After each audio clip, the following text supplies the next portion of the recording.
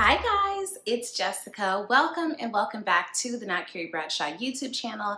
In this video, we are discussing season 3, episode 4 of the Gilded Age. I'm still playing catch up, but I did just see in real time that we have been renewed for season 4. I'm very excited. This episode for me felt like filler, and I don't say that in a bad way. I think that that's important for character development and filling out plot lines, so I'm not complaining, but I wasn't as thrilled to come to you guys to chat about this episode. I thought about combining it with episode 5, but people tend to not like when I do that. So let's get right into like the few little developments that happened here. I do not like how cynical Agnes is towards Ada in her grief. I don't think that she understands what it's like to lose a husband that you actually liked and loved and admired, who was a good and a decent person, and the desperation that comes from wanting one last conversation, one last something with a person. I don't like how it, negatively impacted why do I keep forgetting the name of the maid? Like the main cook from downstairs. It kind of put her in a bad position with Agnes. Like the whole thing just really upset me. I just felt like she was being incredibly insensitive. And I understand, even if you think that it's a scam and you don't believe in it, let her have something. You keep judging her about temperance. You're mad at how she's managing the money and that you don't get to be the HBIC. Can you not see that this woman is suffering and is just trying so hard to find some sort of way to connect to this man who she loved after she thought that was never going to happen for her? I want to know what Bertha's sister knows that we don't know. She don't play no games. She don't hold no punches. Gladys and her bangs are hiding out this whole episode because she's trying to protest this marriage. And I'm very much with George, baby, we here now. And he tries to be such a good father, and he's just like, you don't want to do it, it is what it is, but think about what will happen to you and how unkind it would be for you to embarrass the Duke and all of the things. What is up with the Duke and his sister? Is that not really his sister? What's going on there? And I just appreciate that Monica was asking the questions, because she was like, what is this? I cannot believe that Bertha actually set her up so that she wouldn't be able to wear her own dress. I get it. You want your sister to present a certain kind of way, because if she doesn't, it's going to lead people to ask questions about you.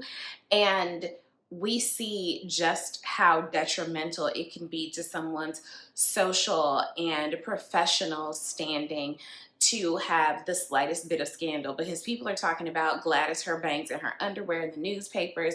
They're trying to figure out who the leak is. Y'all, I can't even begin to guess who it is. A part of me just wants it to be Adelaide, because I don't like that hoe. So I don't know. I kind of feel a bit of empathy for Gladys and her bangs, but champagne problems, right? And then you want so badly to also understand. I hope we get Bertha's backstory, because there has to be a reason why she is so gung-ho about making sure that Gladys has a very specific kind of life, a very specific quality of life. Like, I think modern day, like if you have a mom who loves and cares for you, they just want you to be happy. The desires that Bertha has for Gladys are so very specific that it's giving projection. What don't you want to happen in her life that happened in yours? And the key to that is her sister. The key to us knowing that is her sister. I love that in these negotiations about this watch, we got to see where Larry actually shines, because of course our boy Jack knows the technical parts of the watch, but Larry knows the negotiations, and he has the business acumen to know how to come to the table and wheel and deal with these people. And I also feel for Jack, because if you have that kind of money and you don't have access to the knowledge that we have access to today, we take for granted that like we would know, quote unquote, what to do with life-changing money. He doesn't. The life that he's led is the only life that he knows. And what he's observed about how wealthy people live, I could I can understand not wanting to live that life and not wanting to leave behind the people who you know and love, especially because he's not necessarily like suffering in the Van Ryn home. Like they have a pretty like decent life given, you know, holding all things constant. So while I understand that is life-changing money and I would absolutely take it, we can't take for granted that we have much more access to know what we will want to do with it. And the fact that in order to maintain it, you have to live your life a very specific kind of way. He just may not want to live like that. So I understand some of the apprehension and almost some of the, not only the disbelief, but the, well, where do we go from here? Because I've only ever lived my life in this one place. And then I'm also like, was it a good idea for them to sell this patent or sell this idea? And one thing as a creative though, your well won't run dry. If you have the capacity to come up with this, you have the capacity to come up with something else. So I don't want him to have a scarcity mindset, but for a minute there, I was like, is it a good idea for them to like fully like sell? Like, do we want them to be in partnership? But I'm happy for Jack and I hope that the money doesn't corrupt him. That's what I'm really nervous about. I feel so badly for Aurora living her life among the discarded people in Newport, but I appreciate that she attended Peggy's speech and went to support our girl. Now, I want to know, given what we know about patriarchy and misogyny, what do we make of the fact that Mr. Kirkland seems to be much more empathetic towards the Scott family than his wife? Is this because he's been able to navigate the world as a very fair-skinned straight man, so maybe he doesn't see the danger or the how imperative it is to Mrs. Kirkland for them to have a certain societal standing? Or does he recognize that this shit is ridiculous and you need to cut it out? Like, are we zooming out and is this just the trope of the overbearing and unkind matriarch? Like, what do, please slide in the comments to let me know what y'all make of the fact that Mr. Kirkland seems to get it in a way that his wife just simply refuses to. And I also appreciate that Peggy's mom was like, baby, you ain't got but one more time to talk crazy about my husband. And she really didn't even come out the pocket too crazy, but I feel like that small confrontation was like the equivalent of throwing a tepid glass of Chardonnay in someone's face, a la Real Housewives of Orange County. So I understood her standing up for her husband, because it's like, baby, why do you keep coming for my man in my family as if we not standing in the same place right now? That's something that gets me too. Like when I go to certain like media events and you get the impression that people don't think that you belong there, but it's like, baby, we stand in the same room. I'm actually closer to the front row than you are. So what now? Why are you looking at me like I don't belong? Anywho, so I really want to know what you guys think about that. So slide in the comments about why the husband seems to get it in a way that the wife refuses to. I'm recognizing that marriage is a prison for these people. We got a little bit of an insight into the life of Mrs. Astor and her daughter, who has this like scandal about these two men dueling over her. Like, okay, Angela from The Office, not a duel that may or may not have happened. And so poor Mrs. Astor barely wants to go to Gladys's wedding to see her bangs, because it's like, that's all everybody's going to be talking about. I don't want to bring a scandal to this girl's wedding. And then she assumed that Bertha was trying to be funny, and Bertha was like, baby, I don't even know what she's talking about. I obviously have a lot going on of my own.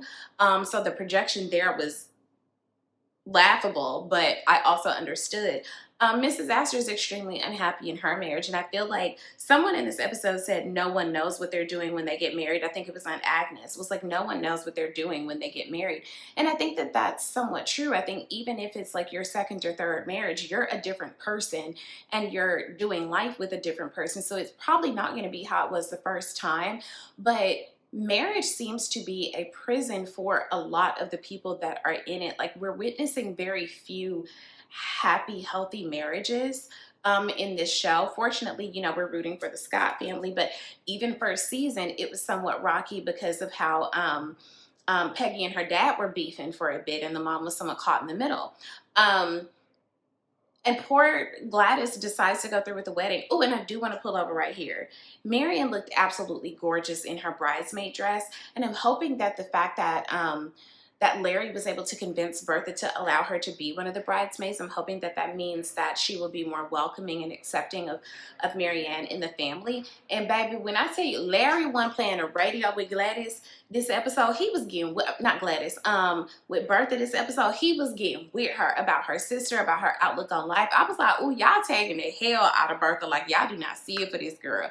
But I thought that the fashions were absolutely beautiful. Like, Marianne's dress was so gorgeous. I even liked Gladys and her bangs in the dress. I thought that it was really beautiful, but she looked horrible in the face. Like, she looked terrified, she looked sad, she looked like she didn't want to be there.